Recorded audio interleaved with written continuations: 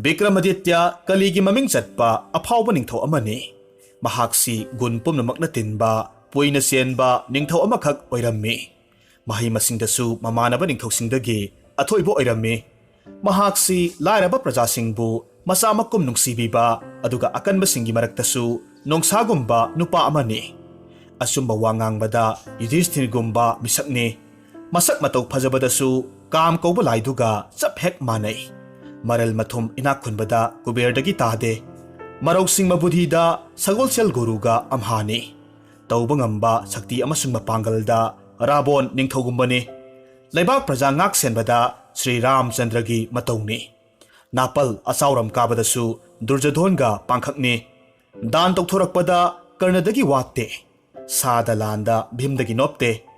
Wangangngarakpada Sorasatiga changdamnei. Matam khudingmakta harau nungaina leli. Masada asauba khak leiramde. Taibang palgi gul pumnamakna mangonda krik krik inana napcha tangjana leiba haibado oirammi. Mahak isai sak sonbada makhonjel aduki matik nungsi. Magi Raj Darbarda laibak wayananaba athoiba nupa mapan khak leirammi.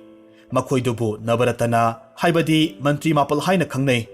Prithibisida mahak Swargagi Indraraskumna maming satli. Mahaki matik mayai mipum khudingmakna ngangnei sonei. Mahaki mantri mapaldugi mamingdi Dhanvantari, Bararusi, Baramihir, Khapanak, Amar Singh, Gadhakpur, Sangkur, Betal Bhatta, AMASUNG Kalidasni.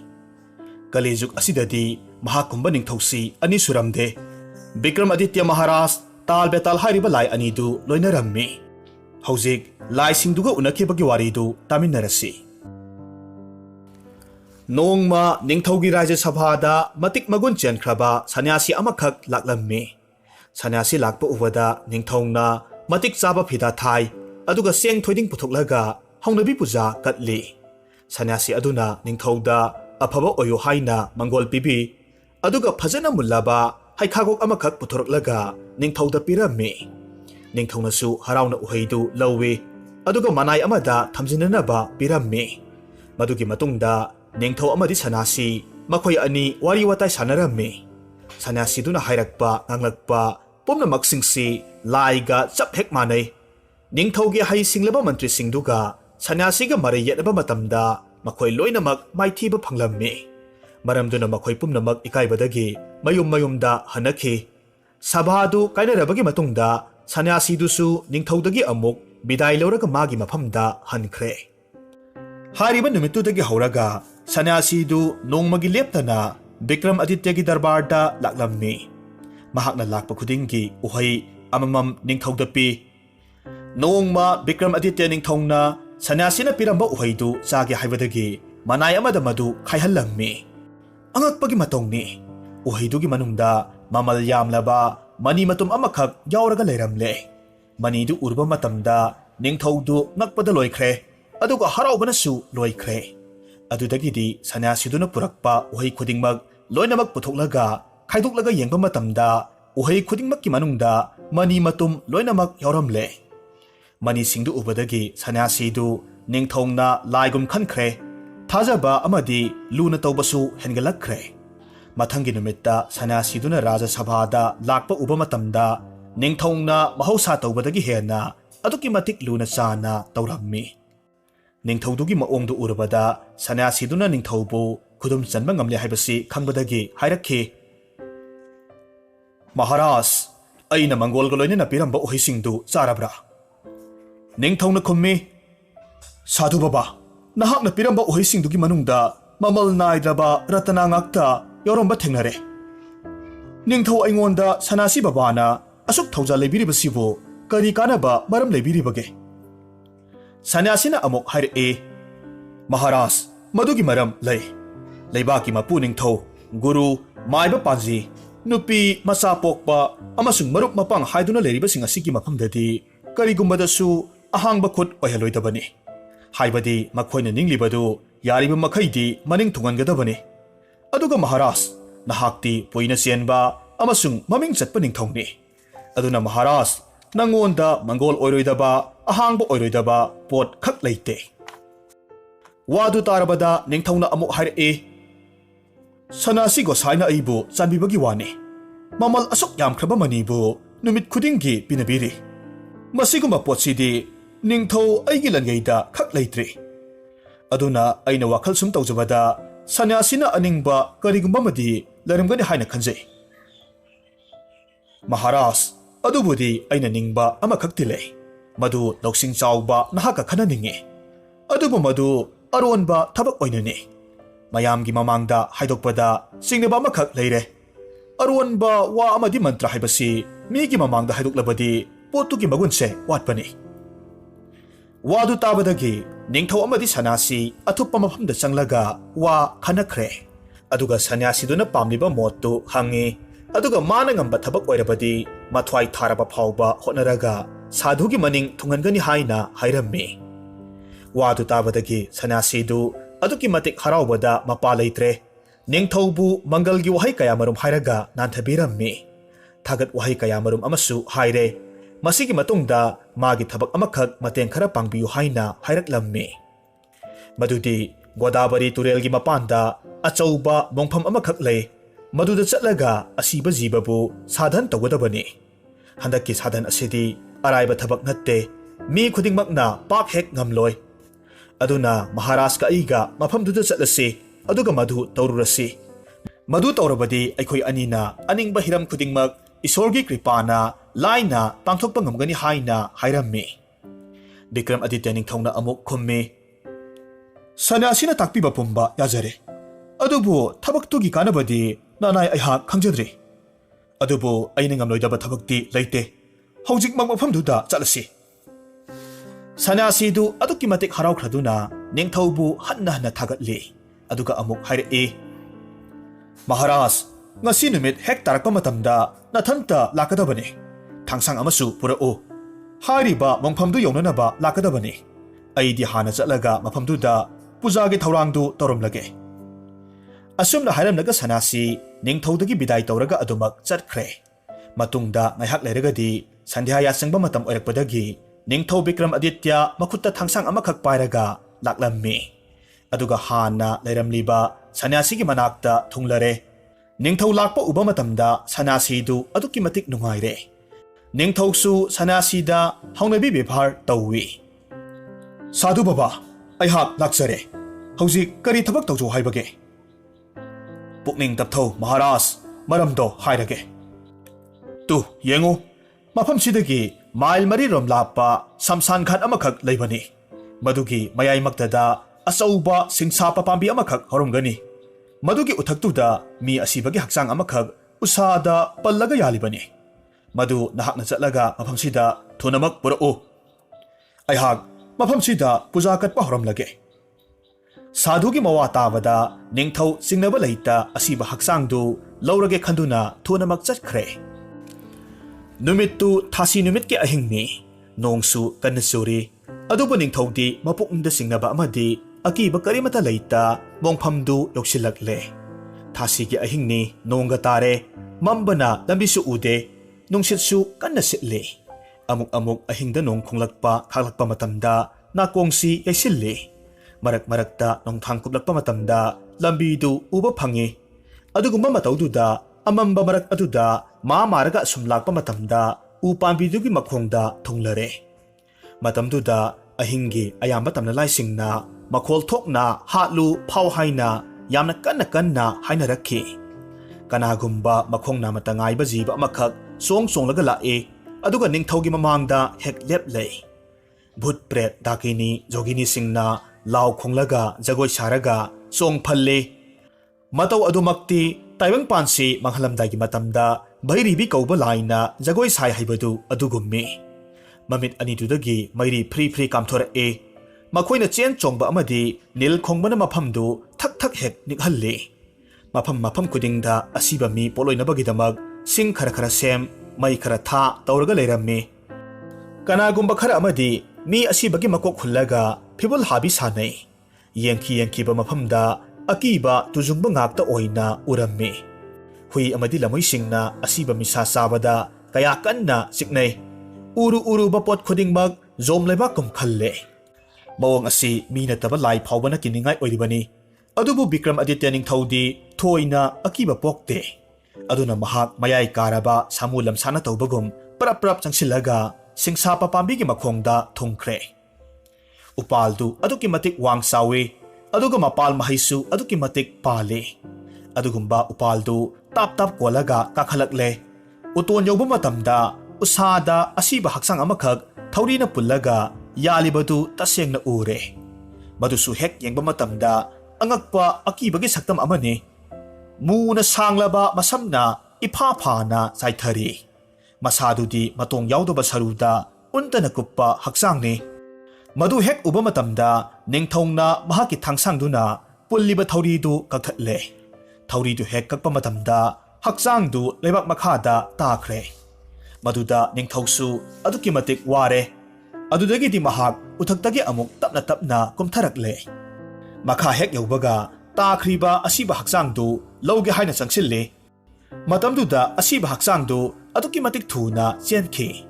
Aduga uthakta amuk kakhatkre. Madu uba matamda ningthawdu panthaba tawda uthaktuda amuk kakhatli. Aduga asiba haksangdu namduna pharammi. Marengmanda thongatlaga amuk makhada thuna kumtharaklammi. Ningthawna makha hek yaubagadi asiba haksangdu swai mangthokre. Aduga Betal haiba laidu onthokre. Lai olaba asiba haksangdu asum puraga sanasina leihoriba maikairomda laklammi. Madu uba matamda asibana oliba laiduna amuk hairae. Tao hai Bikram Aditya, ay nangonda wa ama haige. Ningthong nahangna asiba haksangsi puraga karibu kanagadoribano. Maramdi sengna khangdana mafam kadaida puribano. Asigumba thabaksi ningthong nahangna tawbada matik sadabani. Asiba haksangi namthiba manamsi hangoidabara. Aduga Maharaj, nangondadi minamba wasi hainingde. Nahakna asiba haksangsi karigumba mafam amada puninglabadi aigi wasak amakhak leire. Madu hana nahak khangbatai. Aina nangonda wahang khara hangni. Maduda nahakna sumna pakhum piba ngamjabadi khudaksida nahakpo nathabaktu segairaga hatkadoribani. Masi aigi arepa wasakni. Aduna haujik ay wahang do hanglage muna tao. Asumna wahang hangnabagidamag wari liba horaklammi. Ramandi haiba sahar amakhak lay. Maduda Pratap Mukut kauba ningthaw amakhak palammi. Ningthaw sigi masanupa amakhak lay. Maming na Braja Mukut kauwi. Maharani gi maming na Mahadevi kauwi. Ningthaw masa Braja Mukut mantri gi masanupa amaga aduki matik luna chana tinay. Nong maginubit amada ningthaw masaga mantri masagadu sagol tonglaga bonda sa tanba satlammi. Makoyna bonduda ningthijakhaba pukri amakhak thengnare. Pukri duda tharo thambal angangba na phugai na satli. Lahi pamba koising na lairang singduda ngarang koina pairi. Kangana singba isingi sekla sing na iroiraga saktari. Kokil sing na bongi upal singda kuhu khongli. Tanja duda malya nungsit lami basu liri silakli. Matam adumakti naha oiba singi thamoisi kainingagi matawni. Madu uruba matamda marup animaktu sagoldagi kumthai. Aduga pukri duda makhong makhut sengdoklaga ngaihak pothare. Makhoyna yengthokhiba matamda pukri dugi mapal aduda laigi mandir amakhak laiba ure. Madu uba matamda makhoy animag sagoldu punsilli. Aduga isor khurumusi haiduna mandir dugi manungda changkhre. Ngaihak leragadi ningthaw masadu mathanta mapanda thorakle. Mantri masadi manungda adumak lehori. Tanjasida kanagumba ningthaw amagi masanupi leisabi amakhak mamanabi kharaga loinena pukri duda laklammi. Mahaksi masak mataw phajabada lam yobini. Yengba matamda haujikalgi hairagana sinimagi heroine balagumbini. Thainagi praman tawragana laigi jagoi sabigumbini. Adugi sumathakta phijet leitengduna amukka henna phajahalli. Ningthiba khibikna mangonda tillare. Mahakna momon noklakpadi uruba pakhang kayagi thamoisi kainingai gi matawni. Michinaka haipet ingthorakpadadi uruba mipum khudingi pukningsi sumatningai oi. Mahaktugi masaktu hek yengba matamda jagat na hainariba phajabagi mapu kam haibadu masak naina lakpadu mangai. Adugumbi sak phajabi nupi masadu mamanabi singaloinana samuna chatpagumna asum lakpa matamda pukridugi mapalduda hek thunglare. Madamduda Rajkumardusu Mandir Manungdagi Thorakpaga Makhoi animag pukrigi mapalda hek unare. Makhoi anisi hek mayok nabada amana amada yosabi na taubagum makhoi ki thamoy anidu napnakre. Mamittu kupnade amana amada sumatnakre. Masa masadu tamthiraba nungsiba haiba tilduna maning tawna sangkhibadagi makhoi ki thamoy nungda lona thupna chikpa hokibadagi makhoi ki masasingdu sumna lepa phawba ngamnadre. Ngaihakti gyan mangloraga ras kanyadu mapukninggi aningba wadu kudam oina tawraga phongdura madudi pukridudagi thambal amakhak hekle aduga mahaki masada napada cheksimna thachille ngaihak leraga amuk thambaldu mayana amuk si adudagidi makhongda amuk thadai ikon konbada thambaldu amuk laukhatlaga mathabakta konsilli haribe ingitsi tawraga mahak pukrida kumkhre aduga iruja thoklaga surja puja kalabagi matungda amuk mayumda hankre nupi machaduna chatkrabada Rajkumardu leiba ngamdre asumna mathwai waringai sida mantri machadu amuk thorakle aduga ningthau machadugi awaba maithong pubadu uba matamda mantri machana hange itaw kari nungai taba leirabage Rajkumarna khummi itaw aigi haksangse karigumba laithung amagi anaba horakpadagi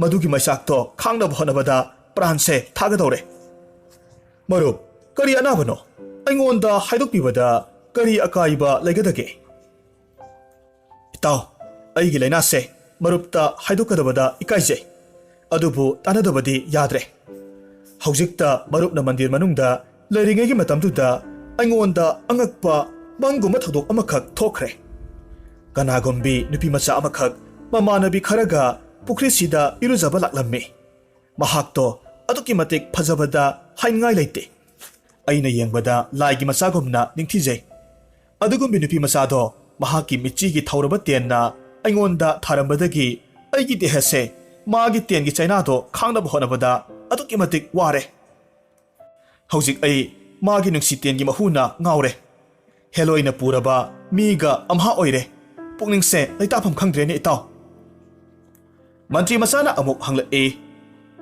Yobaras pukning tapthabiyu hakna phingbikhigeno nanai oiba ai karigumba amata hangjage nupi masaduna kari kari thabak amadi karamba ingit iranga toramba leibage itaw nupi masaduna toramba ingitto ai gyan tadre mahakna thambal amakhak heklaga manada sille adudagidi mayana amuk si makhongda amuk thadai aduga aroibada thambaldu magi hadida chen amuk konsilli aduga mamai thangda mahak iro maithajaraga surja puja kalamlabagi matungda adumak chatkre itaw Rajkumar madugi maram leiri sa usek phawba mina ngangba marol khanglibani maduna taba ingit irangda khangnaba haiba amasu leiribani madu mahakna wangangda khudamda pukning khangasi haibagi wani nupi machaduna toramliba khudamdo ai artha hanjage munna tabiyu mahaksi yamna gyan leibi nupi macha amani haibasi ai khangle mana thambaldu manada silibaduna takpadi mahaksi karnat lebaki mini mayana sikibaduna dantamukut maharashki mamomni haibasi khanganbani makhongda amuk thadabadudi madugi arthadi mahaki mamingsi padmabati kawi haibani aduga akonbada thambaldu mahaki thabakta chena kolibadudi Rajkumar nahakpu uba matamda magi hadinungda thambaldu maka phanna sale harambani maramduna Yobaras magi ingituna haibadi aikhoina kanna section na honarabadi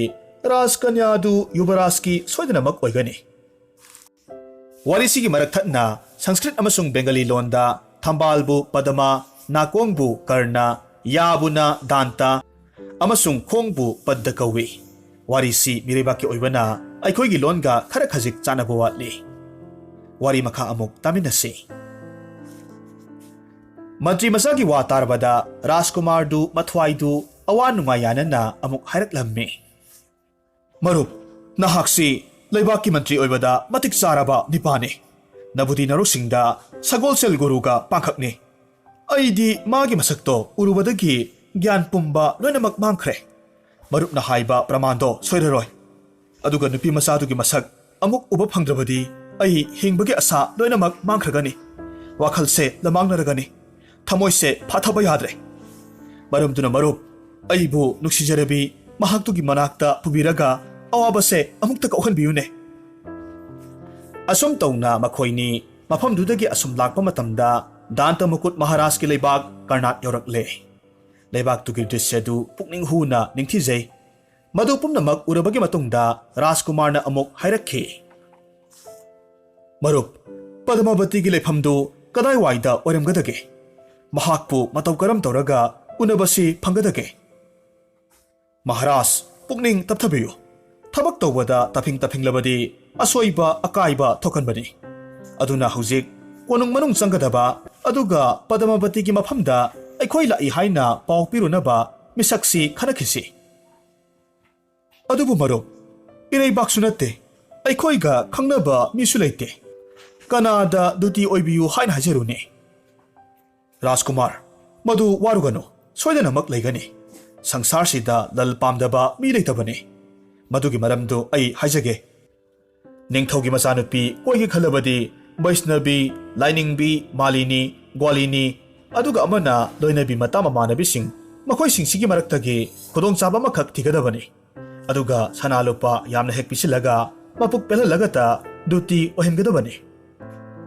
ꯑꯩꯅ ꯍꯥꯏꯖꯈ꯭ꯔꯤꯕ ꯃꯤꯁꯛꯁꯤꯡꯁꯦ ꯗ꯭ꯌꯨꯇꯤꯒꯤ ꯊꯕꯛꯇ ꯃꯇꯤꯛ ꯆꯥꯔꯕ ꯉꯥꯛꯇꯅꯤ ꯋꯥꯗꯨ ꯇꯥꯕꯗ ꯌꯨꯕꯔꯥꯖꯇꯨ ꯃꯊ꯭ꯋꯥꯏ ꯅꯨꯡꯉꯥꯏꯔꯦ ꯑꯁꯨꯝꯅ ꯃꯈꯣꯏ ꯑꯅꯤ ꯋꯥꯈꯜ ꯃꯨꯟꯅ ꯇꯧꯅꯔꯒ ꯃꯃꯩꯊꯪꯗ ꯃꯥꯂꯤꯅꯤꯒꯤ ꯌꯨꯝ ꯑꯃꯗ ꯆꯪꯂꯛꯂꯦ ꯑꯍꯥꯟꯕꯗ ꯃꯈꯣꯏ ꯃꯤꯔꯩꯕꯥꯛ ꯃꯆꯥꯅꯤ ꯂꯝ ꯀꯣꯏꯕ ꯂꯥꯛꯄꯅꯤ ꯑꯗꯨꯅ ꯃꯇꯝ ꯈꯔꯗꯪꯗꯤ ꯃꯥꯂꯤꯅꯤꯗꯨꯒꯤ ꯌꯨꯝꯗ ꯃꯤꯊꯨꯡ ꯑꯣꯏꯖꯒꯦ ꯁꯅꯥ ꯂꯨꯄꯥ ꯃꯇꯤꯛ ꯆꯥꯅ ꯄꯤꯒꯦ ꯍꯥꯏꯅ ꯍꯥꯏꯔꯝꯃꯤ ꯃꯥꯂꯤꯅꯤꯗꯨꯁꯨ ꯂꯟ ꯊꯨꯝ ꯐꯪꯕꯗꯨꯗ ꯂꯝ ꯀꯣꯏꯔꯛꯄꯅꯤ ꯍꯥꯏꯕꯗꯨꯒ ꯂꯣꯏꯅꯃꯛ ꯀꯥꯎꯈ꯭ꯔꯦ ꯍꯔꯥꯎ ꯍꯔꯥꯎ ꯂꯩꯐꯝ ꯄꯤꯕꯤꯔꯦ ꯃꯔꯨꯞ ꯑꯅꯤꯗꯨ ꯂꯩꯐꯝ ꯐꯪꯂꯕꯗꯨꯗ ꯍꯔꯥꯎꯅ ꯑꯃꯨꯛꯀ ꯁꯅꯥ ꯂꯨꯄꯥ ꯀꯌꯥꯃꯔꯨꯝ ꯄꯨꯊꯣꯛꯂꯒ ꯄꯤꯁꯤꯜꯂꯝꯃꯤ ꯑꯗꯨꯒ ꯍꯔꯥꯎ ꯅꯨꯡꯉꯥꯏꯕꯒꯤ ꯋꯥꯔꯤ ꯋꯥꯇꯥꯏ ꯀꯌꯥꯃꯔꯨꯝ ꯁꯥꯟꯅꯔꯒ ꯌꯨꯝꯕꯨꯗꯨꯒꯤ ꯄꯨꯛꯅꯤꯡꯕꯨ ꯁꯨꯝꯍꯠꯈ꯭ꯔꯦ ꯑꯉꯛꯄꯅꯤ ꯂꯜꯒꯤ ꯃꯒꯨꯟꯁꯤ ꯃꯄꯣꯛꯉꯩꯒꯤ ꯁꯛ ꯈꯪꯅꯗ꯭ꯔꯤꯕ ꯎꯅꯗ꯭ꯔꯤꯕ ꯃꯤꯁꯤꯡꯗꯨ ꯃꯆꯥꯗ ꯃꯆꯥꯒꯨꯝ ꯈꯜꯍꯟꯈ꯭ꯔꯦ ꯑꯁꯨꯝ ꯇꯧꯅ ꯅꯨꯡꯉꯥꯏꯕ ꯋꯥꯔꯤ ꯀꯌꯥꯃꯔꯨꯝ ꯁꯥꯔꯒ ꯑꯍꯤꯡꯗꯨ ꯂꯦꯜꯂꯦ ꯅꯣꯡ ꯉꯥꯜꯂꯛꯂꯦ ꯃꯈꯣꯏ ꯄꯨꯝꯅꯃꯛ ꯌꯥꯍꯧꯅꯔꯦ ꯅꯣꯡꯃꯒꯤ ꯑꯌꯨꯛꯀꯤ ꯇꯧꯐꯝ ꯊꯣꯛꯄ ꯍꯧꯅꯕꯤ ꯅꯤꯌꯝ ꯄꯨꯝꯕ ꯂꯣꯏꯅꯃꯛ ꯂꯣꯏꯔꯒ ꯆꯥ ꯊꯛꯀꯗꯕ ꯈꯔꯁꯨ ꯆꯥꯅꯔꯦ ꯃꯗꯨꯒꯤ ꯃꯇꯨꯡꯗ ꯃꯟꯇ꯭ꯔꯤ ꯃꯆꯥꯗꯨꯅ ꯃꯥꯂꯤꯅꯤꯗꯨꯗ ꯃꯈꯣꯏꯒꯤ ꯑꯋꯥꯕ ꯅꯨꯡꯁꯤꯕꯒꯤ ꯋꯥꯔꯤ ꯀꯌꯥꯃꯔꯨꯝ ꯁꯥꯔꯒ ꯇꯥꯍꯜꯂꯦ ꯑꯗꯨꯒ ꯃꯄꯨꯛꯅꯤꯡꯒꯤ ꯑꯔꯦꯞꯄ ꯋꯥꯁꯨ ꯍꯥꯏꯖꯔꯒ ꯈꯪꯍꯜꯂꯦ ꯃꯃꯩꯊꯪꯗ ꯔꯥꯖꯀꯟꯌꯥ ꯄꯗꯃꯥꯕꯇꯤꯒꯤ ꯃꯐꯝꯗ ꯃꯈꯣꯏꯒꯤ ꯋꯥꯕꯒꯤ ꯄꯥꯎꯗꯨ ꯑꯃꯨꯛꯇꯪ ꯇꯝꯕꯤꯔꯨꯅꯕ ꯍꯥꯏꯖꯔꯝꯃꯤ ꯋꯥꯗꯨ ꯃꯥꯂꯤꯅꯤ ꯑꯗꯨꯅꯁꯨ ꯔꯥꯖꯀꯟꯌꯥ ꯄꯗꯃꯥꯕꯇꯤꯒꯤ ꯃꯐꯝꯗ ꯍꯥꯏꯕꯤꯔꯨꯔꯒꯦ ꯍꯥꯏꯅ ꯌꯥꯔꯦ ꯃꯇꯝꯗꯨꯗ ꯃꯟꯇ꯭ꯔꯤ ꯃꯆꯥꯅ ꯑꯃꯨꯛ ꯃꯥꯂꯤꯅꯤꯗ ꯍꯥꯏꯖꯔꯛꯏ ꯏꯃꯥ ꯁꯛꯂꯕꯤ ꯅꯍꯥꯛꯅ ꯔꯥꯖꯀꯟꯌꯥꯗ ꯍꯥꯏꯕꯤꯒꯗꯕ ꯃꯔꯣꯟꯗꯤ ꯑꯁꯨꯝꯅ ꯍꯥꯏꯕꯤꯌꯨ ꯅꯣꯡꯃ ꯕꯣꯟꯒꯤ ꯄꯨꯈ꯭ꯔꯤ ꯃꯄꯥꯜꯗ ꯊꯦꯡꯅꯈꯤꯕ ꯔꯥꯖꯀꯨꯃꯥꯔꯗꯨ ꯍꯧꯖꯤꯛ ꯅꯨꯡꯁꯤ ꯈꯣꯡꯒꯨꯜ ꯂꯤꯔꯛꯄꯗ ꯀꯛꯉꯥꯎꯅꯕꯗꯒꯤ ꯏꯕꯦꯟꯒꯤ ꯌꯨꯝꯗ ꯂꯩꯔꯔꯦ ꯑꯗꯨꯒ ꯂꯥꯏꯕꯛ ꯐꯕꯤ ꯅꯨꯖꯥꯒꯤ ꯅꯨꯡꯁꯤꯅ ꯄꯥꯎꯕꯨ ꯅꯣꯡꯏꯟ ꯀꯧꯕꯤ ꯆꯦꯛꯂꯥꯅ ꯊꯥꯖꯒꯤ ꯑꯃ꯭ꯔꯤꯠꯇ ꯉꯥꯏꯕꯒꯨꯝ ꯉꯥꯏꯍꯧꯔꯤ ꯍꯥꯏꯅ ꯇꯝꯕꯤꯌꯨ ꯃꯟꯇ꯭ꯔꯤ ꯃꯆꯥꯒꯤ ꯅꯨꯡꯁꯤꯈ꯭ꯔꯕ ꯃꯋꯥꯍꯩꯁꯤꯡꯗꯨꯅ ꯑꯍꯜ ꯑꯣꯏꯔꯕꯤ ꯃꯥꯂꯤꯅꯤꯕꯨ ꯈꯨꯗꯨꯝ ꯆꯟꯈ꯭ꯔꯦ ꯃꯔꯝꯁꯤꯅ ꯃꯍꯥꯛ ꯄꯗꯃꯥꯕꯇꯤꯒꯤ ꯃꯅꯥꯛꯇ ꯊꯨꯅꯃꯛ ꯆꯠꯈ꯭ꯔꯦ ꯃꯥꯂꯤꯅꯤ ꯂꯥꯛꯄ ꯎꯕ ꯃꯇꯝꯗ ꯔꯥꯖꯀꯨꯃꯥꯔꯤ ꯄꯗꯃꯥꯕꯇꯤ ꯍꯔꯥꯎꯅ ꯀꯧꯁꯤꯜꯂꯒ ꯃꯅꯥꯛꯇ ꯐꯝꯍꯜꯂꯤ ꯑꯗꯨꯒ ꯋꯥꯔꯤ ꯀꯌꯥꯃꯔꯨꯝ ꯁꯥꯟꯅꯩ ꯃꯃꯩꯗ ꯀꯔꯤ ꯊꯕꯛ ꯂꯩꯕꯗꯒꯤ ꯂꯥꯛꯂꯤꯕꯅꯣ ꯍꯥꯏꯅ ꯍꯪꯂꯛꯂꯦ ꯃꯥꯂꯤꯅꯤ ꯍꯥꯏꯅꯤꯡꯕ ꯋꯥ ꯀꯌꯥꯃꯔꯨꯝ ꯍꯥꯏꯉꯝꯗ ꯂꯩꯔꯝꯕꯗꯨ ꯍꯥꯏꯖꯕ ꯌꯥꯅꯕꯒꯤ ꯄꯥꯡꯒꯜ ꯄꯤꯕꯤꯔꯛꯂꯕꯗ ꯃꯟꯇ꯭ꯔꯤ ꯃꯆꯥꯅ ꯍꯥꯏꯔꯛꯄ ꯋꯥꯔꯣꯜꯗꯨ ꯑꯃꯠꯇ ꯆꯤꯊꯗ ꯇꯝꯃꯤ ꯃꯥꯂꯤꯅꯤꯒꯤ ꯃꯄꯥꯎ ꯇꯥꯕꯗ ꯄꯗꯃꯥꯕꯇꯤ ꯊꯃꯣꯏꯅꯨꯡꯗ ꯅꯨꯡꯉꯥꯏꯕꯅ ꯑꯗꯨꯛꯀꯤ ꯃꯇꯤꯛ ꯂꯣꯏꯔꯦ ꯑꯗꯨꯕꯨ ꯃꯍꯥꯛ ꯃꯄꯥꯟ ꯊꯣꯡꯗ ꯁꯥꯎꯁꯤꯟꯅꯔꯒ ꯃꯥꯂꯤꯅꯤꯕꯨ ꯊꯤꯅ ꯆꯩꯔꯒ ꯃꯈꯨꯠ ꯑꯅꯤꯒꯤ ꯈꯨꯗꯣꯜ ꯇꯔꯥꯗꯨ ꯃꯨꯛ ꯂꯨꯞꯂꯒ ꯃꯥꯂꯤꯅꯤꯒꯤ ꯃꯔꯥꯏꯕꯛꯇꯨꯗ ꯅꯝꯕꯤꯔꯦ ꯑꯗꯨꯗꯒꯤꯗꯤ ꯐꯠꯇꯕꯤ ꯅꯨꯄꯤꯅꯤ ꯍꯥꯏꯅ ꯃꯉꯛ ꯄꯥꯏꯔꯒ ꯏꯟꯊꯣꯔꯛꯂꯦꯗꯣ ꯃꯥꯂꯤꯅꯤ ꯃꯐꯝꯗꯨꯗꯒꯤ ꯊꯨꯅꯃꯛ ꯆꯠꯍꯟꯈ꯭ꯔꯦ ꯃꯥꯂꯤꯅꯤꯒꯤ ꯃꯔꯥꯏꯕꯛꯇ ꯈꯨꯗꯣꯜ ꯇꯔꯥꯒꯤ ꯃꯨꯛꯇꯨ ꯃꯐꯝꯗꯨꯗ ꯃꯇꯧ ꯑꯃꯒꯨꯝ ꯌꯦꯡꯕꯗ ꯑꯣꯟꯊꯣꯛꯅ ꯐꯖꯈ꯭ꯔꯦ ꯑꯗꯨꯕꯨ ꯃꯥꯂꯤꯅꯤ ꯏꯀꯥꯏ ꯅꯨꯡꯁꯤ ꯌꯥꯅꯅ ꯀꯞꯂꯒ ꯑꯃꯨꯛ ꯃꯌꯨꯝꯗ ꯂꯥꯛꯂꯦ ꯃꯌꯨꯝ ꯌꯧꯔꯒꯗꯤ ꯃꯔꯥꯏꯕꯛꯀꯤ ꯃꯨꯛꯇꯨ ꯌꯦꯡꯍꯜꯂꯒ ꯋꯥꯔꯝ ꯄꯨꯝꯕ ꯂꯣꯏꯅꯃꯛ ꯇꯝꯂꯦ ꯅꯤꯡꯊꯧ ꯃꯆꯥꯗꯨ ꯇꯧꯔꯤꯕ ꯊꯧꯑꯣꯡꯗꯨꯗ ꯃꯃꯥꯏꯗꯨ ꯃꯛꯁꯤꯜꯂꯤ ꯃꯟꯇ꯭ꯔꯤ ꯃꯆꯥꯗꯨꯗꯤ ꯑꯗꯨꯛꯀꯤ ꯃꯇꯤꯛ ꯃꯊ꯭ꯋꯥꯏ ꯅꯨꯡꯉꯥꯏꯔꯝꯃꯤ ꯑꯗꯨꯅ ꯍꯥꯏꯔꯛꯏ ꯔꯥꯖꯀꯨꯃꯥꯔ ꯑꯩꯈꯣꯏꯒꯤ ꯊꯕꯛꯁꯦ ꯃꯍꯩ ꯌꯥꯜꯂꯒꯅꯤ ꯄꯗꯃꯥꯕꯇꯤꯒꯤ ꯆꯤꯊꯤꯒꯤ ꯃꯔꯣꯜꯁꯤ ꯑꯩ ꯈꯪꯂꯦ ꯄꯥꯖꯔꯛꯀꯦ ꯄꯨꯛꯅꯤꯡ ꯇꯞꯅ ꯇꯥꯕꯤꯌꯨ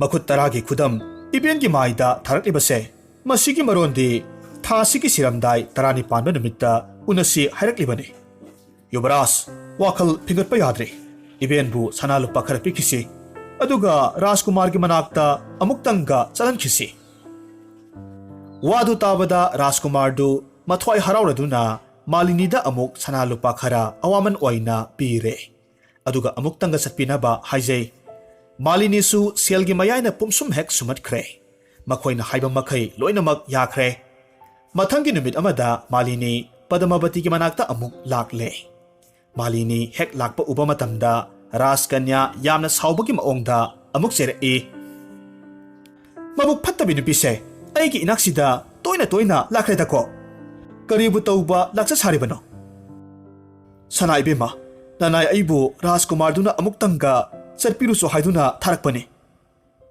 ꯑꯩꯁꯨ ꯃꯥꯒꯤ ꯑꯋꯥꯕꯗꯣ ꯌꯦꯡꯉꯝꯗꯕꯗꯒꯤ ꯃꯖꯥ ꯏꯕꯦꯝꯃꯒꯤ ꯅꯥꯛꯇ ꯌꯥꯝꯅ ꯀꯤꯅ ꯂꯥꯛꯆꯔꯤꯕꯅꯤ ꯃꯥꯂꯤꯅꯤ ꯋꯥꯉꯥꯡ ꯍꯩꯕꯤ ꯅꯨꯄꯤꯅꯤ ꯐꯅ ꯆꯩꯔꯕꯁꯨ ꯃꯥꯒꯤ ꯑꯅꯤꯡꯕ ꯑꯗꯨꯃꯗꯤ ꯑꯗꯨꯝ ꯃꯍꯥꯏꯔꯝꯃꯤ ꯄꯗꯃꯥꯕꯇꯤ ꯃꯕꯦꯟꯒꯤ ꯋꯥꯗꯨ ꯇꯥꯔꯒ ꯑꯃꯨꯛꯀ ꯍꯦꯟꯅ ꯁꯥꯎꯁꯤꯟꯅꯔꯒ ꯍꯟꯗꯛꯇꯤ ꯃꯈꯨꯠ ꯈꯨꯗꯣꯜ ꯑꯍꯨꯝꯅ ꯀꯨꯝꯀꯨꯝ ꯆꯟꯗꯟ ꯂꯨꯞꯂꯒ ꯃꯥꯂꯤꯅꯤꯒꯤ ꯃꯃꯥꯏꯗ ꯑꯃꯨꯛ ꯅꯝꯕꯤꯔꯦ ꯑꯗꯨꯗꯒꯤꯗꯤ ꯊꯨꯅꯃꯨꯛ ꯆꯠꯈ꯭ꯔꯣ ꯍꯥꯏꯅ ꯇꯥꯜꯂꯛꯂꯦ ꯍꯟꯗꯛꯇꯤ ꯃꯥꯂꯤꯅꯤꯗꯨ ꯌꯥꯝꯅꯕꯨ ꯐꯖꯈ꯭ꯔꯦ ꯑꯗꯨꯕꯨ ꯃꯔꯝꯗꯤ ꯈꯪꯗꯕꯅ ꯃꯍꯥꯛ ꯃꯊ꯭ꯋꯥꯏꯗꯤ ꯀꯌꯥ ꯅꯨꯡꯉꯥꯏꯔꯝꯗꯦ ꯅꯤꯡꯊꯧ ꯃꯆꯥꯁꯨ ꯃꯕꯦꯜꯒꯤ ꯃꯇꯧꯗꯨ ꯎꯕ ꯃꯇꯝꯗ ꯊꯣꯏꯅ ꯍꯔꯥꯎꯔꯝꯗꯦ ꯑꯗꯨꯕꯨ ꯃꯥꯂꯤꯅꯤꯅ ꯃꯟꯇ꯭ꯔꯤ ꯃꯆꯥꯗ ꯈꯨꯗꯝꯗꯨ ꯌꯦꯡꯍꯜꯂꯤ ꯃꯗꯨ ꯎꯕꯗ ꯃꯟꯇ꯭ꯔꯤ ꯃꯆꯥꯗꯨ ꯅꯣꯛꯏ ꯑꯗꯨꯒ ꯅꯤꯡꯊꯧ ꯃꯆꯥꯗ ꯑꯁꯨꯝꯅ ꯑꯃꯨꯛ ꯍꯥꯏꯔꯛꯈꯤ ꯏꯇꯥꯎ ꯏꯕꯨꯡꯉꯣ ꯍꯟꯗꯛꯀꯤ ꯆꯤꯊꯤꯒꯤ ꯃꯔꯣꯟꯗꯤ ꯃꯌꯦꯛ ꯌꯥꯝꯅ ꯁꯦꯡꯅ ꯏꯔꯛꯂꯦ ꯔꯥꯖꯀꯟꯌꯥꯁꯤ ꯃꯁꯥ ꯁꯦꯡꯗꯕ ꯅꯨꯃꯤꯠ 6 ꯁꯨꯔꯦ ꯍꯥꯏꯕꯁꯤ ꯇꯥꯛꯂꯛꯄꯅꯤ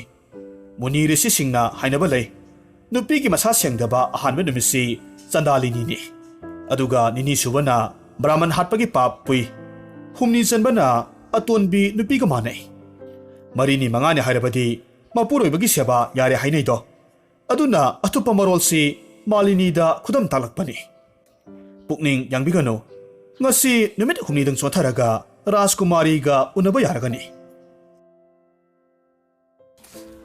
asumna marup anidu atopa numit 6 amagasu yamna wana khanglakle marini surakpa numitta mantri masana Malini da sana khara piraga Rajkanya Padmavati ki manakta chapirunaba haijarammi Malini su mabe mana thina thina chairabasu sana phanglaga loire khanbadagi harauna konungda lae Malini lakpa uba matamda Padmavati saiba hekta horakhi Phatabe nupise lakle ngasidi law nang natik chabadandi tawrage Wasi hairaga mata mayam du koksilli aduga Malini bu pharaga pusilhalli maduda Malini thawai nungaitaduna kari maramgino haina hangjei Ningthau macha nupina nasat phatabagi ni haina amuksu chaibi aduga thongnau romda puthoklaga pullibadu thadokpire adudagidi chatkro haina mangak laktuna inkre Malini hadakti yamna ikai nuksiyana na kaplaga lakle mayum yorgadi tarokliba pumnamak singdu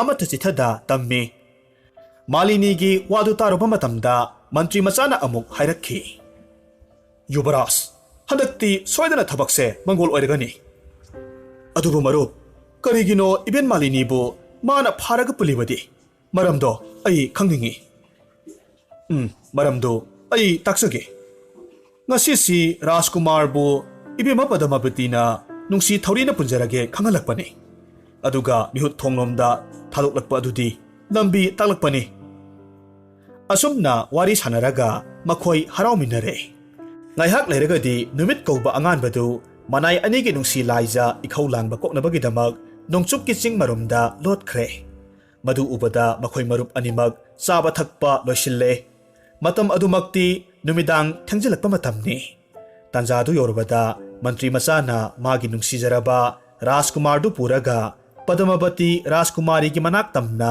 laklammi makhoina lakpasi Rajkumari dugi thongnau dugi lambi romdani Padmavati su thongnau manakta mata singa loinana ꯃꯕꯨꯡꯉꯣꯕꯨ ꯉꯥꯏꯔꯒ ꯂꯩꯔꯝꯃꯤ꯫ ꯃꯇꯝ ꯑꯗꯨꯃꯛꯇꯗ ꯔꯥꯖꯀꯨꯃꯥꯔꯗꯨ ꯂꯥꯛꯄ ꯎꯕꯗꯒꯤ ꯔꯥꯖꯀꯨꯃꯥꯔꯤꯗꯨ ꯑꯗꯨꯛꯀꯤ ꯃꯇꯤꯛ ꯍꯔꯥꯎꯕꯗ ꯃꯄꯥ ꯂꯩꯈꯤꯗ꯭ꯔꯦ꯫ ꯑꯗꯨꯗꯒꯤꯗꯤ ꯅꯤꯡꯊꯧ ꯃꯆꯥꯕꯨ ꯇꯔꯥꯝꯅ ꯑꯣꯛꯂꯒ ꯃꯥꯒꯤ ꯇꯨꯝꯅꯅꯕ ꯀꯥꯔꯣꯝ ꯇꯝꯅ ꯄꯨꯁꯟꯈ꯭ꯔꯦ꯫ ꯑꯗꯨꯒ ꯌꯥꯝꯅ ꯕꯦꯚꯥꯔꯒ ꯂꯣꯏꯅꯅ ꯅꯤꯡꯊꯤꯅ ꯁꯦꯝ ꯁꯥꯔꯕ ꯀꯥꯡꯊꯣꯟ ꯑꯃꯒꯤ ꯃꯊꯛꯇ ꯐꯝꯍꯜꯂꯤ꯫ ꯑꯗꯨꯗꯒꯤꯗꯤ ꯃꯅꯥꯏꯁꯤꯡꯅ ꯑꯆꯥ ꯑꯊꯛ ꯀꯌꯥꯃꯔꯨꯝ ꯄꯨꯊꯣꯔꯛꯂꯒ ꯆꯥꯃꯤꯟ ꯊꯛꯃꯤꯟꯅꯩ꯫ ꯃꯇꯨꯡꯗ ꯃꯅꯥꯏꯁꯤꯡꯗꯨ ꯃꯥꯒꯤ ꯃꯐꯝꯗ ꯍꯟꯅꯈ꯭ꯔꯦ꯫ ꯔꯥꯖꯀꯨꯃꯥꯔ ꯔꯥꯖꯀꯨꯃꯥꯔꯤ ꯃꯈꯣꯏ ꯑꯅꯤꯗ ꯉꯥꯏꯍꯧꯔꯦ꯫ ꯃꯇꯝꯗꯨꯗ ꯃꯈꯣꯏꯒꯤ ꯃꯕꯨꯛꯀꯤ ꯑꯅꯤꯡꯕ ꯋꯥ ꯀꯌꯥꯃꯔꯨꯝ ꯄꯨꯊꯣꯛꯅꯔꯒ ꯅꯨꯡꯁꯤ ꯋꯥꯔꯤ ꯀꯌꯥꯃꯔꯨꯝ ꯁꯥꯟꯅꯩ꯫ ꯃꯈꯣꯏ ꯑꯅꯤ ꯍꯔꯥꯎ ꯅꯨꯡꯉꯥꯏ ꯏꯄꯥꯛꯇ ꯇꯥꯎꯊꯈ꯭ꯔꯦ꯫ ꯑꯍꯤꯡ ꯃꯃꯩ ꯑꯣꯏꯔꯛꯂꯕꯗ ꯃꯈꯣꯏ ꯉꯥꯏꯍꯥꯛ ꯄꯣꯊꯥꯏ꯫ ꯃꯇꯝꯗꯨꯗ ꯄꯗꯃꯥꯕꯇꯤ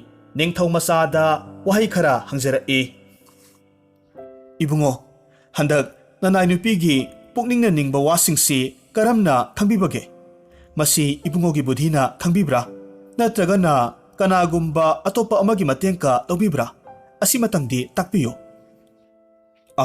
ꯏꯕꯦꯝꯃ, ꯑꯩꯗꯤ ꯃꯁꯤꯒꯤ ꯃꯔꯝꯗ ꯀꯔꯤꯃꯠꯇ ꯍꯦꯛ ꯈꯪꯗꯦ꯫ ꯑꯩꯒꯤꯃꯛꯇꯕꯨ ꯅꯪꯒꯤ ꯅꯨꯡꯁꯤ ꯋꯥꯈꯜꯗ ꯉꯥꯎꯕ ꯑꯗꯨꯇꯅꯤ꯫ ꯑꯩꯗꯤ ꯑꯩꯒꯤ ꯆꯥꯟꯅꯔꯕ ꯃꯔꯨꯞ ꯃꯟꯇ꯭ꯔꯤ ꯃꯆꯥꯒ ꯂꯥꯛꯃꯤꯟꯅꯕꯅꯤ꯫ ꯃꯍꯥꯛꯅ ꯃꯔꯝ ꯄꯨꯝꯕꯁꯤ ꯑꯩꯉꯣꯟꯗ ꯇꯥꯛꯄꯤꯕꯅꯤ꯫ ꯋꯥꯗꯨ ꯇꯥꯕꯗ ꯄꯗꯃꯥꯕꯇꯤꯅ ꯃꯟꯇ꯭ꯔꯤ ꯃꯆꯥꯕꯨ ꯑꯁꯤꯡꯕ ꯃꯤꯅꯤ ꯍꯥꯏꯗꯨꯅ ꯊꯥꯒꯠꯂꯤ꯫ ꯑꯗꯨꯒ ꯑꯃꯨꯛ ꯍꯥꯏꯔꯛꯏ, ꯑꯣ, ꯑꯗꯨ ꯑꯣꯏꯔꯕꯗꯤ ꯃꯟꯇ꯭ꯔꯤ ꯃꯆꯥꯗꯨꯒꯤ ꯃꯐꯝꯗ ꯈꯨꯗꯣꯜꯄꯣꯠ ꯇꯝꯖꯅꯕ ꯀꯔꯤꯃꯠꯇ ꯑꯩꯒꯤꯗꯤ ꯂꯩꯖꯗꯦ꯫ ꯑꯗꯨꯅ ꯉꯁꯤ ꯅꯣꯡꯉꯥꯜꯂꯒ ꯃꯍꯥꯛꯀꯤ ꯆꯥꯅꯅꯕ ꯑꯊꯨꯝ ꯑꯍꯥꯎ ꯈꯔꯗꯪ ꯆꯦꯛꯁꯤꯟꯅ ꯏꯅꯥꯏꯁꯤꯡꯕꯨ ꯊꯤꯜꯍꯟꯖꯔꯛꯀꯦ꯫ ꯃꯗꯨ ꯏꯕꯨꯡꯉꯣꯗꯤ ꯍꯥꯏꯕꯤꯔꯨꯒꯅꯨ꯫ ꯑꯁꯤꯡꯕ ꯅꯨꯄꯥ ꯑꯗꯨꯒꯤꯗꯃꯛꯇ ꯇꯣꯉꯥꯟꯅ ꯁꯦꯝꯖꯔꯛꯀꯦ꯫ ꯑꯁꯨꯝꯅ ꯉꯥꯏꯍꯥꯛ ꯋꯥꯔꯤ ꯁꯥꯟꯅꯔꯕꯒꯤ ꯃꯇꯨꯡꯗ ꯅꯣꯡꯉꯥꯜꯂꯛꯄꯒꯤ ꯃꯑꯣꯡ ꯎꯕꯗꯒꯤ ꯔꯥꯖꯀꯨꯃꯥꯔ ꯃꯥꯂꯤꯅꯤꯒꯤ ꯃꯌꯨꯝꯗ ꯑꯃꯨꯛ ꯍꯜꯂꯛꯈꯤ꯫ ꯑꯗꯨꯒ ꯇꯧꯔꯛꯂꯤꯕ ꯊꯧꯗꯣꯛ ꯄꯨꯝꯅꯃꯛ ꯃꯔꯨꯞ ꯃꯟꯇ꯭ꯔꯤ ꯃꯆꯥꯗ ꯇꯝꯂꯒ ꯈꯪꯍꯜꯂꯦ꯫ ꯑꯗꯨꯗꯒꯤꯗꯤ ꯍꯔꯥꯎꯅ ꯏꯔꯨꯖ ꯃꯥꯏꯊꯖꯕ ꯂꯣꯏꯔꯒ ꯏꯁꯣꯔ ꯄꯨꯖꯥ ꯀꯠꯆꯔꯦ꯫ ꯄꯨꯖꯥꯗꯨ ꯂꯣꯏꯔꯗꯨꯅ ꯃꯈꯣꯏ ꯃꯔꯨꯞ ꯑꯅꯤꯗꯨ ꯅꯨꯡꯉꯥꯏꯕ ꯋꯥꯔꯤ ꯀꯌꯥꯃꯔꯨꯝ ꯁꯥꯔꯒ ꯂꯩ꯫ ꯃꯇꯝꯗꯨꯗ ꯔꯥꯖꯀꯟꯌꯥ ꯄꯗꯃꯥꯕꯇꯤꯅ ꯃꯅꯥꯏ ꯅꯨꯄꯤ ꯑꯃꯕꯨ ꯍꯨ ꯍꯥꯞꯂꯕ ꯑꯍꯥꯎ ꯑꯊꯨꯝ ꯀꯌꯥꯃꯔꯨꯝ ꯆꯦꯛꯁꯤꯟꯅ ꯌꯣꯝꯂꯒ ꯃꯟꯇ꯭ꯔꯤ ꯃꯆꯥꯒꯤꯗꯃꯛꯅꯤ ꯍꯥꯏꯗꯨꯅ ꯊꯤꯜꯍꯜꯂꯛꯈꯤ꯫ ꯃꯗꯨ ꯎꯕ ꯃꯇꯝꯗ ꯅꯤꯡꯊꯧ ꯃꯆꯥꯅ ꯍꯥꯏꯔꯛꯏ, ꯃꯔꯨꯞ, ꯅꯍꯥꯛꯀꯤ ꯑꯁꯤꯡꯕ ꯒ꯭ꯌꯥꯟ ꯑꯗꯨꯒꯤꯗꯃꯛ ꯑꯩꯈꯣꯏꯒꯤ ꯅꯤꯡꯕ ꯊꯨꯡꯖꯔꯤꯕꯅꯤ꯫ ꯑꯗꯨꯅ ꯄꯗꯃꯥꯕꯇꯤꯅ ꯃꯔꯨꯞꯀꯤꯗꯃꯛ ꯆꯥꯅꯅꯕ ꯑꯊꯨꯝ ꯑꯍꯥꯎ ꯈꯔꯗꯪ ꯊꯥꯔꯛꯄꯅꯤ꯫ ꯃꯁꯤ ꯆꯥꯕꯤꯌꯨ꯫ ꯃꯟꯇ꯭ꯔꯤ ꯃꯆꯥꯅ ꯈꯨꯝꯃꯤ, ꯔꯥꯖꯀꯨꯃꯥꯔ, ꯉꯁꯤ ꯄꯣꯠꯁꯤ ꯆꯥꯔꯕꯗꯤ ꯑꯩ ꯁꯣꯏꯗꯅꯃꯛ ꯁꯤꯔꯒꯅꯤꯗꯣ꯫ ꯃꯁꯤ ꯊꯥꯖꯕꯤꯗ꯭ꯔꯒ ꯄꯔꯤꯈꯥ ꯇꯧꯖꯒꯦ, ꯌꯦꯡꯕꯤꯌꯨ꯫ ꯑꯁꯨꯝꯅ ꯍꯥꯏꯔꯒ ꯍꯨꯏ ꯑꯃꯈꯛ ꯀꯧꯁꯤꯜꯂꯤ꯫ ꯑꯗꯨꯒ ꯑꯆꯥꯄꯣꯠꯇꯨ ꯄꯤꯖꯔꯝꯃꯤ꯫ ꯍꯨꯏꯗꯨ ꯑꯆꯥꯄꯣꯠꯇꯨ ꯍꯦꯛ ꯆꯥꯕꯒ ꯈꯨꯗꯛꯇ ꯁꯤꯈ꯭ꯔꯦ꯫ ꯍꯨꯏꯗꯨ ꯁꯤꯕ ꯎꯔꯕꯗ ꯅꯤꯡꯊꯧ ꯃꯆꯥꯗꯨ ꯉꯛꯄꯗ ꯂꯣꯏꯈ꯭ꯔꯦ꯫ ꯑꯗꯨꯒ ꯑꯃꯨꯛ ꯍꯥꯏꯔꯛꯏ, ꯑꯩꯗꯤ ꯃꯥꯕꯨ ꯑꯁꯨꯛ ꯃꯕꯨꯛ ꯐꯠꯇꯕꯤ ꯅꯨꯄꯤꯅꯤ ꯍꯥꯏꯕꯁꯤ ꯈꯪꯉꯨꯗ꯭ꯔꯦꯅ꯫ ꯅꯤꯡꯊꯧ ꯃꯆꯥ ꯑꯣꯏꯕꯤ ꯃꯥꯅ ꯀꯔꯤꯒꯤ ꯑꯁꯨꯛ ꯕꯤꯁ꯭ꯋꯥꯁꯘꯥꯇꯤꯅꯤ ꯑꯣꯏꯔꯤꯕ? ꯊꯥꯖꯕ ꯌꯥꯗ꯭ꯔꯕ ꯃꯥꯒ ꯑꯩꯒ ꯑꯃꯨꯛ ꯍꯟꯅ ꯎꯅꯕꯒꯤ ꯃꯇꯤꯛ ꯆꯥꯗ꯭ꯔꯦ꯫ ꯌꯨꯝꯗ ꯍꯜꯂꯁꯤ ꯃꯔꯨꯞ꯫ ꯑꯗꯨꯒ ꯑꯃꯅ ꯀꯔꯤ ꯅꯨꯡꯉꯥꯏꯇꯕ ꯂꯩꯕꯗꯒꯤ ꯃꯍꯥꯛꯅ ꯃꯔꯨꯞꯄꯨ ꯍꯥꯠꯅꯕ ꯊꯧꯔꯥꯡ ꯇꯧꯔꯛꯂꯤꯕꯅꯣ? ꯌꯨꯕꯔꯥꯖ, ꯃꯔꯝꯗꯨ ꯈꯪꯕꯤꯅꯤꯡꯕ꯭ꯔꯥ? ꯃꯗꯨ ꯍꯥꯏꯖꯒꯦ, ꯃꯨꯟꯅ ꯇꯥꯕꯤꯌꯨ꯫ ꯏꯕꯦꯝꯃ ꯄꯗꯃꯥꯕꯇꯤꯅ ꯌꯨꯕꯔꯥꯖꯄꯨ ꯑꯗꯨꯛꯀꯤ ꯃꯇꯤꯛ ꯌꯥꯝꯅꯃꯛ ꯅꯨꯡꯁꯤꯈ꯭ꯔꯦ꯫ ꯃꯇꯝ ꯈꯨꯗꯤꯡꯃꯛꯇ ꯃꯅꯥꯛꯇ ꯅꯨꯡꯁꯤ ꯊꯧꯔꯤꯅ ꯄꯨꯜꯂꯒ ꯊꯝꯅꯤꯡꯉꯤ꯫ ꯑꯩꯈꯣꯏꯒꯤ ꯗꯦꯁꯇ ꯁꯣꯛꯍꯟ ꯍꯦꯛ ꯍꯜꯍꯟꯅꯤꯡꯗꯦ꯫ ꯋꯥꯈꯜ ꯄꯨꯝꯅꯃꯛ ꯀꯥꯎꯊꯣꯛꯍꯜꯂꯒ ꯄꯨꯟꯁꯤ ꯆꯨꯞꯄ ꯃꯅꯥꯛꯇ ꯂꯩꯍꯟꯅꯤꯡꯉꯤ꯫ ꯃꯗꯨꯗ ꯑꯩ ꯂꯩꯔꯒꯗꯤ ꯃꯥꯅ ꯅꯤꯡꯂꯤꯕꯁꯤꯡꯗꯨ ꯊꯨꯡꯕ ꯌꯥꯔꯔꯣꯏ ꯈꯟꯕꯗꯒꯤ ꯑꯩꯕꯨ ꯍꯥꯠꯂꯒ ꯃꯥꯒꯤ ꯃꯅꯤꯡ ꯊꯨꯡꯒꯦ ꯇꯧꯔꯤꯕꯅꯤ꯫ ꯑꯗꯨꯝꯗꯤ ꯑꯣꯏꯔꯕꯗ ꯃꯍꯥꯛꯁꯤ ꯑꯩꯉꯣꯟꯗꯗꯤ ꯏꯃꯥꯒ ꯃꯥꯟꯅꯔꯕꯅꯤ꯫ ꯑꯗꯨꯒ ꯑꯃꯔꯣꯝꯗ ꯍꯥꯏꯔꯒꯅ ꯃꯔꯨꯞ ꯑꯃꯒꯤꯗꯃꯛ ꯃꯇꯦꯡ ꯄꯥꯡꯕꯗ ꯊꯋꯥꯏ ꯊꯥꯔꯕꯁꯨ ꯊꯣꯏꯅ ꯀꯥꯏꯗꯦ꯫ ꯑꯩꯅ ꯍꯥꯏꯖꯕꯁꯦ ꯌꯥꯕꯤꯌꯨ꯫ ꯃꯥꯒꯤ ꯃꯁꯨꯡꯂꯥꯡꯒꯤ ꯑꯩꯈꯣꯏ ꯀꯌꯥꯃꯔꯨꯝ ꯋꯥꯔꯛꯂꯕꯅꯤ꯫ ꯆꯤꯡꯅꯕ ꯋꯥꯈꯜ ꯊꯥꯗꯣꯛꯄꯤꯌꯨ꯫ ꯃꯥꯒꯤ ꯐꯠꯇꯕ ꯋꯥꯈꯜ ꯑꯗꯨꯒꯤꯗꯃꯛ ꯃꯇꯤꯛ ꯆꯥꯕ ꯄ꯭ꯔꯥꯏꯆꯤꯠ ꯑꯣꯏꯅꯅꯕ ꯉꯁꯤ ꯑꯍꯤꯡꯁꯤ ꯌꯨꯕꯔꯥꯖꯀꯤ ꯅꯨꯡꯁꯤꯔꯕꯤꯗꯨꯒꯤ ꯃꯅꯥꯛꯇ ꯂꯦꯡꯕꯤꯔꯨꯔꯣ꯫ ꯑꯗꯨꯒ ꯑꯊꯣꯏꯕ ꯄ꯭ꯔꯦꯝꯒꯤ ꯈꯨꯗꯣꯜ ꯂꯧꯅꯕꯤꯔꯨꯔꯣ꯫ ꯃꯇꯝꯗꯨꯗ ꯀꯔꯤꯒꯨꯝꯕ ꯊꯕꯛ ꯑꯃꯇꯪꯗꯤ ꯔꯥꯖꯀꯨꯃꯥꯔꯅ ꯄꯥꯡꯊꯣꯛꯄꯤꯔꯛꯄ ꯇꯥꯔꯦ꯫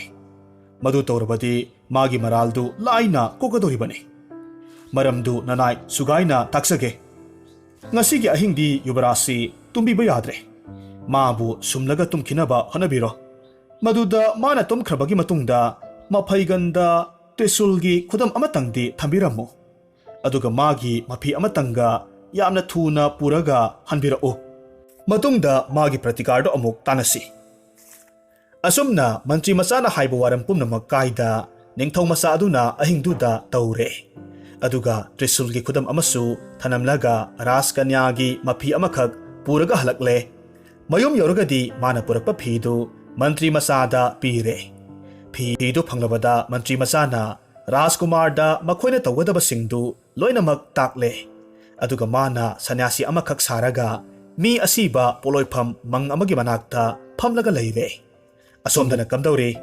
ꯔꯥꯖꯀꯨꯃꯥꯔꯗꯨ ꯄꯗꯃꯥꯕꯇꯤꯒꯤ ꯃꯐꯤꯗꯨ ꯄꯨꯔꯒ ꯀꯩꯊꯦꯜ ꯑꯃꯗꯤ ꯗꯨꯀꯥꯟꯗ ꯌꯣꯟꯅꯕꯒꯤꯗꯃꯛ ꯄꯨꯔꯛꯂꯝꯃꯤ ꯐꯤꯗꯨ ꯗꯨꯀꯥꯟꯗꯥꯔ ꯑꯃꯅ ꯍꯦꯛ ꯎꯕ ꯃꯇꯝꯗ ꯅꯤꯡꯊꯧ ꯃꯆꯥꯅꯨꯄꯤꯒꯤ ꯃꯐꯤꯅꯤ ꯍꯥꯏꯕꯁꯤ ꯈꯪꯉꯤ ꯃꯔꯝ ꯑꯗꯨꯅ ꯃꯄꯨꯛꯅꯤꯡꯗ ꯆꯤꯡꯅꯕ ꯄꯣꯛꯄꯗꯒꯤ ꯅꯤꯡꯊꯧ ꯃꯅꯥꯏꯁꯤꯡꯗ ꯇꯥꯛꯂꯝꯃꯤ ꯃꯗꯨꯗ ꯅꯤꯡꯊꯧ ꯃꯅꯥꯏꯁꯤꯡꯗꯨꯅ ꯌꯨꯕꯔꯥꯖꯄꯨ ꯐꯥꯔꯒ ꯀꯣꯅꯨꯡꯗ ꯄꯨꯈꯠꯈ꯭ꯔꯦ ꯑꯗꯨꯒ ꯃꯆꯥꯅꯨꯄꯤ ꯄꯗꯃꯥꯕꯇꯤꯒꯤ ꯃꯃꯤꯡ ꯍꯛꯂꯒ ꯊꯥꯕ ꯐꯤꯗꯨꯒ ꯀꯣꯟꯅꯅ ꯍꯨꯔꯥꯟꯕ ꯐꯔꯛꯂꯕꯅꯤ ꯍꯥꯏꯅ ꯅꯤꯡꯊꯧꯗ ꯄꯤꯔꯝꯃꯤ ꯅꯤꯡꯊꯧꯅꯁꯨ ꯃꯆꯥꯅꯨꯄꯤꯒꯤ ꯃꯐꯤꯅꯤ ꯍꯥꯏꯕꯁꯤ ꯇꯁꯦꯡꯅ ꯈꯪꯂꯦ ꯃꯗꯨ ꯃꯇꯧ ꯀꯔꯝ ꯇꯧꯅ ꯀꯗꯥꯏꯋꯥꯏꯗꯒꯤ ꯐꯪꯂꯛꯄꯅꯣ ꯍꯥꯏꯅ ꯍꯪꯂꯝꯃꯤ ꯋꯥꯍꯪꯗꯨ ꯇꯥꯔꯕꯗ ꯐꯤ ꯌꯣꯜꯂꯔꯤꯕ ꯅꯨꯄꯥꯗꯨꯅ ꯑꯃꯨꯛ ꯍꯥꯏꯔꯛꯏ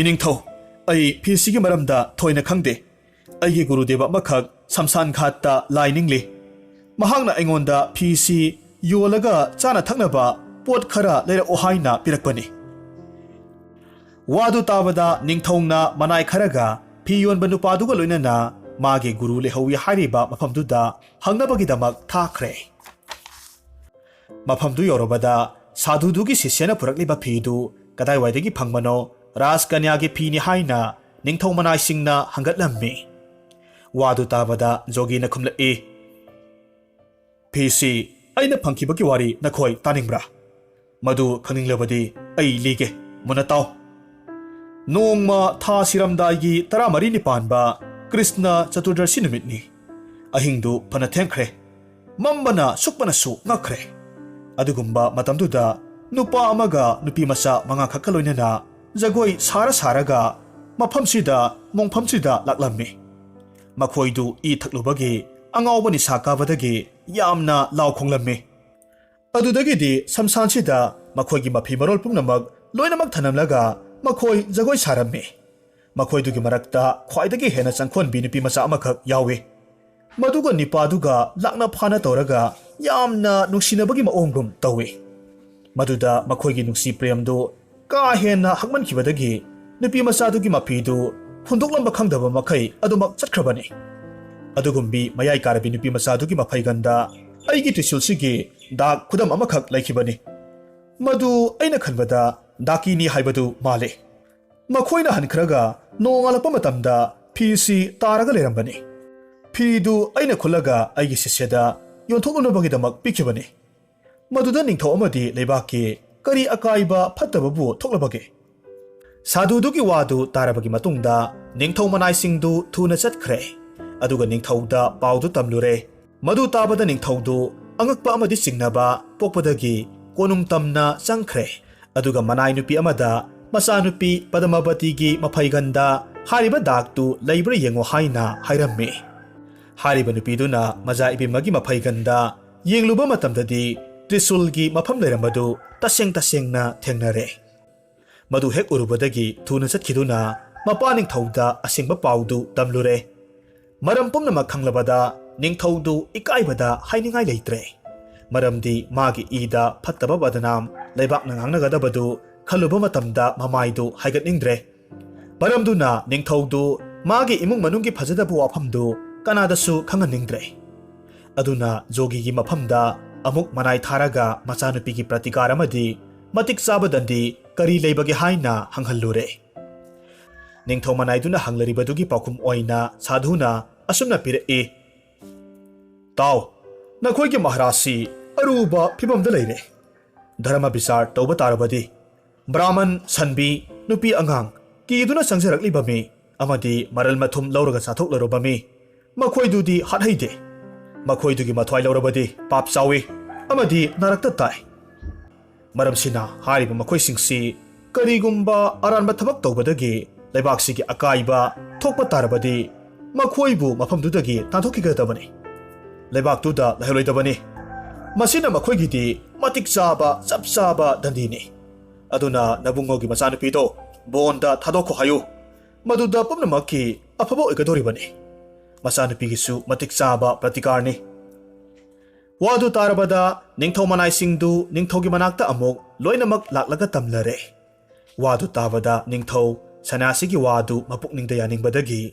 ꯌꯥꯝꯅ ꯑꯋꯥꯕ ꯅꯨꯡꯉꯥꯏꯇꯕ ꯑꯃꯁꯨꯡ ꯏꯀꯥꯏꯕ ꯍꯦꯟꯈꯤꯕꯗꯒꯤ ꯃꯆꯥꯅꯨꯄꯤꯕꯨ ꯕꯣꯟꯗ ꯆꯠꯈꯤꯅꯅꯕ ꯍꯨꯀꯨꯝ ꯇꯧꯔꯛꯂꯦ ꯑꯁꯣꯝꯗꯅ ꯀꯝꯗꯧꯔꯤ ꯅꯤꯡꯊꯧ ꯃꯆꯥ ꯃꯟꯇ꯭ꯔꯤ ꯃꯆꯥ ꯃꯈꯣꯏ ꯑꯅꯤꯗꯨ ꯁꯒꯣꯜ ꯇꯣꯡꯂꯒ ꯄꯗꯃꯥꯕꯇꯤꯅ ꯂꯥꯛꯀꯗꯕ ꯕꯣꯟꯒꯤ ꯂꯝꯕꯤꯗ ꯌꯦꯡꯂꯒ ꯂꯩꯔꯝꯃꯤ ꯄꯗꯃꯥꯕꯇꯤꯁꯨ ꯃꯄꯥ ꯅꯤꯡꯊꯧꯒꯤ ꯌꯥꯊꯪꯅ ꯀꯟꯈꯤꯕꯗꯒꯤ ꯈꯥꯡꯕ ꯉꯝꯗꯕꯗꯒꯤ ꯕꯣꯟꯒꯤ ꯂꯝꯕꯤꯔꯣꯝꯗ ꯈꯣꯡꯁꯥꯜꯂꯛꯂꯦ ꯃꯇꯝꯗꯨꯗ ꯃꯈꯣꯏ ꯑꯍꯨꯝꯃꯛ ꯕꯣꯟꯗ ꯎꯅꯔꯦ ꯔꯥꯖꯀꯨꯃꯥꯔꯒ ꯂꯣꯏꯅꯅ ꯃꯟꯇ꯭ꯔꯤ ꯃꯆꯥ ꯂꯩꯔꯝꯕ ꯎꯕꯗꯨꯗ ꯔꯥꯖꯀꯟꯌꯥꯗꯨ ꯑꯗꯨꯛꯀꯤ ꯃꯇꯤꯛ ꯏꯀꯥꯏꯖꯔꯝꯃꯤ ꯃꯔꯝꯗꯤ ꯃꯍꯥꯛꯄꯨ ꯍꯨ ꯄꯤꯖꯔꯒ ꯍꯥꯠꯀꯦ ꯊꯧꯔꯥꯡ ꯇꯧꯔꯨꯕꯗꯨꯒꯤ ꯃꯍꯩꯅ ꯉꯁꯤꯗꯤ ꯃꯍꯥꯛ ꯃꯁꯥꯃꯛꯅ ꯐꯪꯂꯔꯤꯕ ꯗꯁꯥ ꯑꯗꯨꯅꯤ ꯈꯪꯂꯛꯄꯗꯒꯤ ꯃꯟꯇ꯭ꯔꯤ ꯃꯆꯥꯒꯤ ꯃꯐꯝꯗ ꯃꯔꯥꯜꯗꯨ ꯉꯥꯛꯄꯤꯌꯨ ꯍꯥꯏꯅ ꯍꯥꯏꯖꯔꯝꯃꯤ ꯃꯗꯨꯗ ꯃꯟꯇ꯭ꯔꯤ ꯃꯆꯥ ꯑꯗꯨꯅꯁꯨ ꯀꯔꯤꯃꯠꯇ ꯗꯣꯁ ꯂꯧꯈꯤꯗꯦ ꯃꯟꯇ꯭ꯔꯤ ꯃꯆꯥ ꯑꯃꯗꯤ ꯅꯤꯡꯊꯧ ꯃꯆꯥ ꯄꯗꯃꯥꯕꯇꯤ ꯔꯥꯖꯀꯟꯌꯥ ꯄꯨꯔꯒ ꯃꯔꯩꯕꯥꯛꯇ ꯑꯃꯨꯛ ꯍꯜꯂꯛꯂꯦ ꯂꯥꯏꯒꯤ ꯅꯣꯡꯗꯝꯈꯣꯜ ꯃꯤꯑꯣꯏꯕꯅ ꯈꯪꯕ ꯉꯝꯗꯦ ꯑꯁꯤꯡꯕ ꯃꯤ ꯀꯌꯥꯁꯨ ꯑꯋꯥ ꯑꯅꯥ ꯗꯁꯥ ꯇꯥꯔꯕꯗ ꯑꯄꯪꯕ ꯍꯦꯛ ꯍꯦꯛ ꯉꯧꯍꯜꯂꯤ ꯃꯤꯑꯣꯏꯕꯗꯤ ꯂꯥꯏꯔꯗꯅ ꯖꯒꯠꯀꯤ ꯃꯄꯨ ꯑꯣꯏꯔꯤꯕ ꯁ꯭ꯔꯤ ꯔꯥꯝꯆꯟꯗ꯭ꯔ ꯐꯥꯎꯕ ꯁꯅꯥꯒꯤ ꯁꯖꯤ ꯎꯕ ꯃꯇꯝꯗ ꯒ꯭ꯌꯥꯟ ꯃꯥꯡꯈꯤ ꯑꯁꯇꯕꯁꯨꯅꯁꯨ ꯕꯁꯤꯁꯇ ꯃꯨꯅꯤꯒꯤ ꯁꯟꯕꯤ ꯁꯨꯔꯚꯤ ꯍꯨꯔꯥꯜꯂꯤ ꯇꯨꯡꯒꯤ ꯊꯧꯗꯣꯛ ꯈꯪꯗꯕꯅ ꯃꯤꯑꯣꯏꯕꯅ ꯇꯧꯍꯩꯗꯕ ꯊꯕꯛ ꯀꯌꯥꯃꯔꯨꯝ ꯇꯧꯅꯩ ꯑꯗꯨꯕꯨ ꯑꯁꯤꯡꯕ ꯃꯤꯁꯤꯡꯅꯗꯤ ꯈꯔ ꯈꯖꯤꯛ ꯆꯦꯛꯁꯤꯟꯅ ꯊꯕꯛ ꯇꯧꯅꯩ ꯗꯥꯟꯇꯃꯨꯀꯨꯠ ꯃꯍꯥꯔꯥꯖ ꯃꯔꯝ ꯃꯨꯟꯅ ꯈꯪꯗꯕꯅ ꯃꯆꯥꯅꯨꯄꯤꯕꯨ ꯕꯣꯟꯗ ꯊꯥꯗꯣꯛꯈꯤ ꯃꯗꯨꯒꯤ ꯅꯨꯡꯉꯥꯏꯇꯕꯅ ꯃꯔꯝ ꯑꯣꯏꯔꯒ ꯃꯃꯩꯗ ꯅꯤꯡꯊꯧꯗꯨ ꯃꯊ꯭ꯋꯥꯏ ꯊꯥꯈ꯭ꯔꯦ ꯋꯥꯔꯤ ꯃꯇꯥꯡꯁꯤ ꯌꯧꯔꯛꯄ ꯃꯇꯝꯗ ꯕꯦꯇꯥꯜꯅ ꯕꯤꯀ꯭ꯔꯝ ꯑꯗꯤꯇ꯭ꯌꯗ ꯍꯪꯂꯛꯏ ꯃꯍꯥꯔꯥꯖ ꯃꯈꯣꯏ ꯑꯅꯤꯁꯤ ꯀꯅꯥꯅ ꯄꯥꯞ ꯄꯨꯒꯅꯤ ꯊꯨꯅ ꯍꯥꯏꯌꯨ ꯀꯔꯤꯒꯨꯝꯕ ꯅꯤꯡꯊꯧ ꯅꯍꯥꯛꯅ ꯁꯥꯁꯇ꯭ꯔ ꯍꯩꯇꯕ ꯃꯤ ꯑꯃ ꯑꯣꯏꯔꯕꯗꯤ ꯈꯨꯗꯛꯁꯤꯗ ꯅꯊꯕꯥꯛꯇꯨ ꯁꯦꯒꯥꯏꯔꯒ ꯍꯥꯠꯀꯗꯧꯔꯤꯕꯅꯤ ꯑꯆꯨꯝꯕ ꯄꯥꯎꯈꯨꯝ ꯄꯥꯝꯃꯤ ꯕꯤꯀ꯭ꯔꯝ ꯑꯗꯤꯇ꯭ꯌꯅ ꯑꯃꯨꯛ ꯈꯨꯝꯃꯤ ꯃꯗꯨꯗꯤ ꯃꯄꯨꯛꯇ ꯕꯤꯆꯥꯔ ꯂꯤꯡꯗꯕ ꯃꯤꯋꯥ ꯂꯧꯔꯒ ꯕꯤꯆꯥꯔ ꯇꯧꯕ ꯅꯠꯇꯕ ꯕꯤꯆꯥꯔ ꯇꯧꯔꯤꯕ ꯅꯤꯡꯊꯧꯗꯨꯅ ꯄꯥꯞꯇꯨ ꯑꯗꯨꯃꯛ ꯄꯨꯖꯒꯗꯕꯅꯤ ꯃꯔꯝꯗꯤ ꯃꯍꯥꯛ ꯁꯥꯙꯨꯒꯤ ꯃꯋꯥꯅ ꯃꯆꯥꯅꯨꯄꯤꯕꯨ ꯆꯨꯝꯃꯤ ꯆꯨꯝꯗꯦ ꯈꯪꯗꯅ ꯕꯣꯟꯗ ꯍꯦꯛꯇ ꯊꯥꯗꯣꯛꯈꯤ ꯃꯃꯤꯠꯃꯛꯅ ꯎꯕ ꯊꯕꯛꯁꯨ ꯅꯠꯇꯕ ꯃꯅꯥꯅ ꯇꯥꯔꯒ ꯑꯆꯨꯝꯕ ꯑꯣꯏꯅ ꯂꯧꯔꯤꯕꯁꯤ ꯃꯁꯤ ꯂꯩꯕꯥꯛꯀꯤ ꯃꯄꯨ ꯋꯥꯌꯦꯟꯕꯁꯤꯡ ꯑꯃꯗꯤ ꯅꯤꯡꯊꯧꯅ ꯇꯧꯒꯗꯕ ꯙꯔꯃ ꯅꯠꯇꯦ ꯋꯥꯈꯜ ꯃꯨꯟꯅ ꯈꯜꯂꯒ ꯃꯤꯋꯥ ꯂꯧꯗꯅ ꯑꯆꯨꯝꯕ ꯕꯤꯆꯥꯔ ꯇꯧꯔꯒ ꯃꯤꯗꯨꯒꯤ ꯃꯇꯤꯛ ꯆꯥꯕꯗꯟꯗꯤ ꯄꯤꯒꯗꯕꯅꯤ ꯄꯥꯎꯈꯨꯝꯗꯨ ꯍꯦꯛ ꯇꯥꯕ ꯃꯇꯝꯗ ꯕꯦꯇꯥꯜꯗꯨ ꯈꯪꯍꯧꯗꯅ ꯁꯤꯡꯁꯥꯞꯄ ꯎꯄꯥꯜꯒꯤ ꯃꯊꯛꯇ ꯑꯃꯨꯛ ꯀꯥꯈꯠꯈ꯭ꯔꯦ